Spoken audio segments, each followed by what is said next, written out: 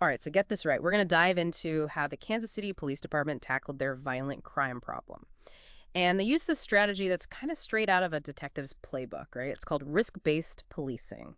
And we're going to get all this info from this 2021 research article. It was published in Police Quarterly, and it really breaks down their whole approach. So this is not about just, chasing shadows. This is about really getting into understanding the environment to predict and then even prevent crime before it happens. I mean, think crime scene investigation, but for prevention.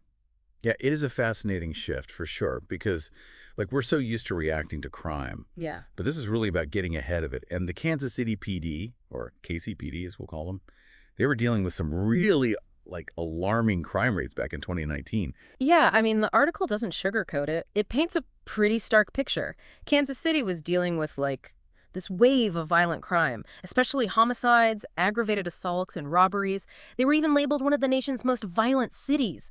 It's no wonder the KCPD chief was looking for, something different, something that was a game changer. Yeah, and the numbers, they really back that up. So if you look at table 1 in the article, they actually compare Kansas City's crime rates Yeah. to other similar cities and then also to the national average. And in 2018, their homicide rate was 28 per 100,000 people, while the national average was just under 5. I mean, that's a huge difference. It is. It's pretty wild. That's a staggering difference. So it definitely underscores how urgent the situation was. So what did they do? Did they just flood the streets with officers? I mean, that's kind of what I would imagine happening, right? Like in a classic crime drama, right? Yeah, not quite. Yeah. I mean, that kind of approach, it can be ineffective, Yeah. right? And also it uses a ton of resources. Yeah. So instead, KCPD went with a more strategic approach. And it's really data-driven. It's called risk-based policing, or RBP. And it's all about identifying, the where and the why of crime. Like, what are those specific locations and factors that create a breeding ground for criminal activity? Okay, so it's not just about catching the bad guys after the fact. Right? Yeah. It's about understanding, where are they likely to strike before anything even happens. Exactly. It's all about using data, right? Mm-hmm. And analysis to basically anticipate and prevent crime rather than just always reacting to it. And, the KCPD, they didn't just jump into this head first. They had a very structured plan, a very well thought out plan for implementing RBP. It's almost like a blueprint for change. Oh, I love that. I'm all about a good plan. Yeah. So what were some of the key elements of this RBP blueprint? Well, I think first and foremost, they focused on department-wide training. I mean, everyone from the top brass all the way down to patrol officers went through these sessions that were led by experts in RBP. And this wasn't just some kind of theoretical exercise. This was all about giving officers the knowledge and the tools that they needed to understand and then apply RBP principles in the real world. They even developed a coding system just to specifically track RBP activities in their records. Okay, so they were serious about this, but training is just, one piece of the puzzle, right? Absolutely. The next piece, and it's crucial, is data management. So the KCPD developed this pretty sophisticated system to meticulously track their RBP activities. And this was to ensure that every action, everything they did was documented and could be analyzed, right? They even made a new code. It was called an RTM code. And they put that into their dispatch records. And that was just to distinguish anything related to RBP actions. Okay, I'm sensing a theme here. Data, data, data. So it sounds like they were really dedicated to using data to inform their decisions. Spot on. Data-informed decisions, that's the heart of RBP. And this is where spatial analytics comes in. So they're using things like hotspot mapping and then something called risk terrain modeling, or RTM. Hey, hold up. RTM, that sounds kind of intriguing. What exactly is that? So think of it like a crime prediction tool, but instead of a crystal ball, right? It uses data and algorithms.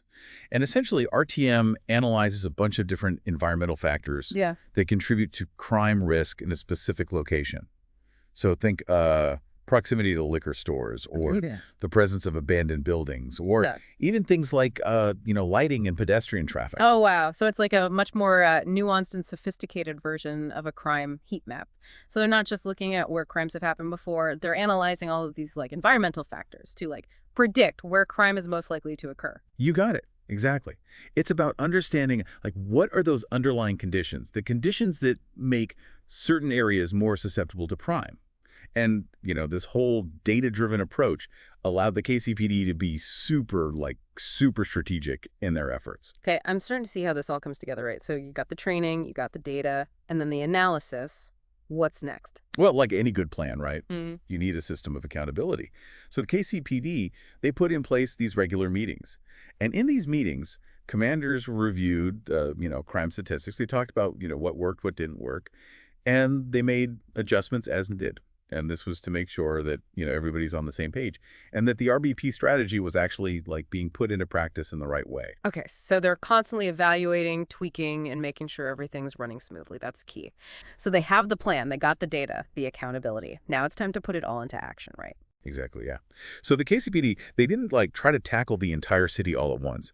What they did was they used their data and their RTM analysis to pick 13 target areas. Now, get this, these areas only made up 1.5% of the city's land area. Oh, wow. But I bet those areas, I bet they accounted for like way more than 1.5% of the city's crime, right? You're right, they were laser focused Hmm. on those areas that had the highest concentration of violent crime. Yeah. They wanted to put their resources where they were going to make the biggest impact. Okay, so now we're getting into like the nitty gritty of how they actually like put RBP into practice. What did these interventions look like on the ground? So they had four main types of intervention activities, and each one was designed to address specific risk factors and disrupt criminal opportunities within those target areas. All right, let's break those down. What was the first one? So the first one was directed patrols. But these weren't your typical random patrols. Officers were given these really detailed intelligence reports. It was almost like mini crime dossiers for each target area. Oh, wow. Mini crime dossiers. That sounds intense. What kind of information were they getting? So these reports, they listed, specific environmental risk factors, things to watch out for, things that were identified by that RTM model. And it was all about being super aware of the details of each location and not just, patrolling without a purpose. Okay, so it's like they were given a cheat sheet, basically, of exactly what to look for in each area. That's way more strategic than just driving around and hoping to find something. Right, exactly. It's all about using that data to make their patrols as effective as possible. I like it. What about the second intervention? So the second one was all about business checks. So it's meant that officers would go out and they'd engage with business owners in those target areas.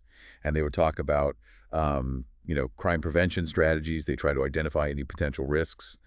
And, they work together to figure out solutions. So it's not just about patrolling the streets, right? It's about building those relationships in the community and working together to really address crime. Exactly. It's about that shared responsibility for safety. Yeah. And this collaborative approach, it went beyond just the police department. Oh, tell me more. So the third intervention was interagency collaboration. The KCPD realized they couldn't do this alone, right? So they partnered with other city agencies. So codes enforcement, the fire marshal, even the transit authority. That's really interesting. What kind of things would they collaborate on? I mean, it could be anything, right? From addressing abandoned buildings to improving lighting, or even relocating bus stops. Wait, relocating bus stops? How does that play into crime prevention? Yeah, I know. It might sound kind of strange, right? Right. But where a bus stop is located, that can actually play a role in crime. And the article, because it's a fascinating example of a bus stop that was attracting a lot of criminal activity. And the reason was it was near some liquor stores, and it was near vacant properties. So they worked with the transit authority to move that bus stop, and they were able to reduce crime. Wow, that's incredible. It really shows how these little changes in the environment can have a big impact. Exactly. It really shows how important it is to have a holistic approach to crime prevention. But that's not all. The KCPD, they didn't just focus on the physical environment. They also knew how important it was to engage the community. Okay, so how did they get the community involved? Well, it was about more than just, patrolling and enforcing the law. They made this conscious effort to build relationships with the residents. They went to community events, and they really listened to people's concerns. It was all about building trust and creating a partnership. So they were trying to change the whole dynamic between the police and the community, right? Moving away from that us versus them kind of mentality. Exactly. Creating a shared understanding that safety is everyone's responsibility. And that's a powerful concept. Yeah, it really was. It really was. It was a multifaceted approach, right? And they recognize that, like, you can't just do this top-down. Community buy-in is just as vital as the policing itself. So they had all these pieces in place, right? Hmm. You've got the training, the data analysis, the targeted interventions, and then the community engagement. But like the big question is, did it actually work? I mean, did this whole risk-based policing strategy actually reduce crime? That's the million-dollar question.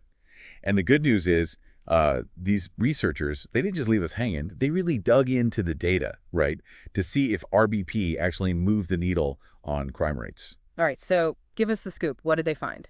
Well, the results are pretty compelling. So overall, they found that violent crime decreased by 22.6% in those 13 target areas. And they compared that to similar areas that weren't targeted. Whoa, hold on. 22.6%. That's a pretty big drop. Did they like break that down at all? Like what does that mean in terms of like actual crimes prevented? Yeah, they did. Yeah. So based on the data, that reduction equals about 157 fewer violent crimes. I mean, that's not just a statistic, right? That's like real lives potentially impacted. Yeah, you're right. It really puts things into perspective. That's a significant impact, especially when you consider that those target areas, they only made up a tiny fraction of the city. So it really shows the power of like focusing your resources strategically. Was this just like a citywide trend, or did they see like differences in effectiveness across different areas? That's a great question. And it's something that the researchers definitely looked at. So they found that, yeah, like overall the trend was positive. But some divisions within the city, they actually saw more dramatic results than others. Interesting. So it sounds like RBP, it's not like a one-size-fits-all solution. It needs to be like adapted to the specific context of each neighborhood. Exactly. If you want RBP to be successful, you have to understand the unique dynamics of each area. And then, tailor those interventions to whatever risk factors are present. This whole RBP thing is really fascinating. It's like a whole new way of thinking about crime prevention. Right. We're so used to just like reacting to incidents, but this is about understanding like the root causes and those environmental factors. Yeah, it's a paradigm shift, really. Right. And I think it holds a lot of promise. But it's not just about the police. I mean, the KCPD's success, it shows how important community engagement and collaboration are. Yeah, we touched on that earlier, but like, what does that look like in practice? Like, how can everyday people like get involved in this type of crime prevention? Yeah, that's a great question. I think, every community needs to figure that out. I think it starts with awareness, right? So Mhm. understanding what RBP is, Hmm. how those environmental factors play a role in crime. And, understanding that even small changes can make a big difference. So educating ourselves is like step one. What's next? Going to those community meetings, working with local businesses and organizations to improve safety, even just getting to know your neighbors. These are all ways to like be proactive and, be a part of making your environment safer. So it's about moving from this like passive role to a more active role, taking ownership of our community safety, and then working together to make a more secure environment. Yeah, exactly. And that's a really like powerful shift, right? It's not about being afraid or Yeah. just relying on the police to protect us. It's about recognizing that, we all play a role in creating safer communities. I love that. But let's be realistic, right? Not everyone is going to like be on board with this. Some people might be skeptical of RBP. They might see it as like intrusive or even a form of over policing. Right. So how do we address those concerns? Yeah, you're right. I mean, with any new approach, there's always going to be skepticism, especially one that like challenges those traditional methods. I think transparency and communication are key here. So law enforcement agencies, they really need to be open Mm-hmm. about, how RBP works, what data they're using, and how they're protecting people's privacy, and then also how they're making sure it's implemented fairly. So it's about building trust, Yeah. right? Showing people that this isn't about, targeting certain communities or individuals. It's about using that data to figure out what's causing the crime and then, addressing it in a way that helps everyone. You got it. And it's not just about, talking the talk. You got to walk the walk. Law enforcement, they have to show through their actions Yeah. that they're really committed to, uh, Engaging the community. and being transparent Yeah. and making sure things are implemented equitably. Okay, so we talked about how successful RBP was in Kansas City, the potential for scaling it up, the importance of community engagement, and then the need for transparency and ethical considerations. But I'm still kind of curious about one thing. How did the KCPD know that RBP was working? Like, how did they measure how effective it was? So that's where all that, data collection comes in. Remember that special code, the RTM code, Hmm. that they used to track all their RBP activities? Well, that wasn't just for record keeping. It was really important for evaluating the program. Oh, I see. So they were able to track exactly which actions were related to RBP and then, see if there was a correlation Yeah, between those actions and changes in the crime rate. exactly. So they compared crime data from before and after they implemented RBP. Well, And they used those, carefully coded records to isolate the impact of those interventions. that's really smart. It's like they were running an experiment to see if their efforts were making a difference. But did they just look at like the overall crime rates or did they look at any specifics? No, they went deeper than that. They analyzed specific types of crime, Yeah. and they looked at how things changed over time.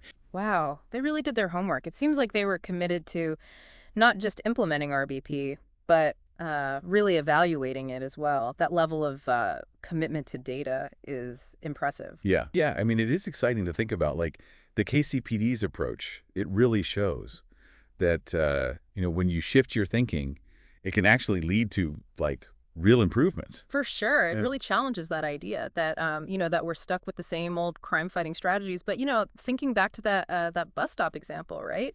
It makes me wonder, like, what other things in our environment, things that we don't even think about, could actually be contributing to crime? It is fascinating, right? Like something so simple, the location of a bus stop, it can actually like lead to all this criminal activity. And you're right, it makes you start to like look at your surroundings differently. Totally. Like, are there, dark alleys that need Yeah. better lighting, or abandoned buildings that need to be secured, or even like overgrown bushes that could be hiding places? Yeah. Yeah. Those are all great examples. It's all about understanding how uh, design and maintenance can affect crime.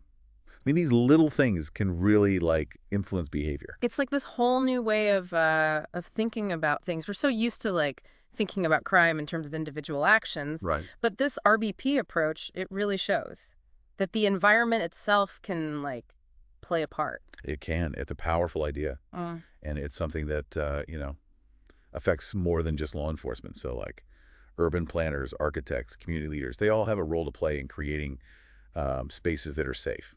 Because more and more people are starting to see how the built environment and crime, they're like connected. But the benefits of RBP can be like really big. And if it's done right, it can be this powerful tool for making communities safer. Well said. So we've done this deep dive into risk-based policing in Kansas City, and we're wrapping things up now. What are some of the key takeaways? Like, what do you hope our listeners will remember? Okay, so I think there are three main things. First, data-driven policing, when it's done right, it can be really effective. It's about moving away from just, gut feelings and using evidence to guide your decisions. Right. It's about being, strategic. Exactly. The second thing is the environment matters. The way that we design and maintain our spaces, it can really affect crime. So we need to be more aware of those little cues, the things that can either encourage or discourage criminal activity. I like that. It's like we're all, amateur detectives now, analyzing our surroundings. What's the last takeaway? So the last one, and this is really important, community engagement is essential. Public safety. It's not just the police's job. It's something that we're all responsible for. And it requires, working together, communicating, and being proactive. I love that. So as our listeners go about their day, we challenge them to like put on those RBP lenses, right? Look at your surroundings, be more aware, and think about how you can help create a safer community. I think that's a great challenge. Yeah. And hopefully this deep dive has given people the knowledge and the inspiration to really make a difference. It has. And, maybe we'll revisit this topic again and we can explore some other innovative crime prevention strategies from, all over the world. But until then, stay curious, stay engaged, and stay safe.